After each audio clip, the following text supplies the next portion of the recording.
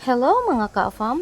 Hi! It's me, Mami Jolie! For today's video, magluluto tayo ng napakasarap na adobong manok. Dalawang backbone ng manok, hiniwa-hiwa natin, nilagyan ng pampalasa, nilamas-lamas. Tapos sa mainit na kawali, naglagay tayo ng mantika, nilagay yung bawang, tsaka sibuyas. Tsaka natin sinangkutsa yung hiniwa nating manok. Konti lang talaga yung nilagay kong mantika dahil naglalabas ng sariling mantika niya yung manok. Sangkutsa muna natin ito hanggang sa mag-golden brown. Ang gusto ko talaga dito sa adobo yung nagmamantika na, yung lumalabas na yung sarili niya mantika. Kapag mag-golden brown na, pwede nang ilagay yung toyo at tsaka suka. Nilagyan ko din niya ng dahon ng laurel at saka buto ng paminta. Nag-a-add ito ng flavor at aroma sa ating adobo. Haluin lang yan gamit ang sandok. Maganda kasi kapag nasangkutsa na yung manok dahil mabilis na lang talaga ito maluto, lalo na kapag nalagyan na natin ng pampalasa. Hindi ko na gaano nilagyan ng pampalasa yan dahil nakamarinate na yan kanina. Baka naman umalat, o diba? Sinimmer ko lang muna yan hanggang sa lumabas yung sarili niyang mantika. From time to time, haluin o kaya baliktarin para hindi masunog. Kita nyo, lumalabas na ng utay-utay yung sarili niyang mantika.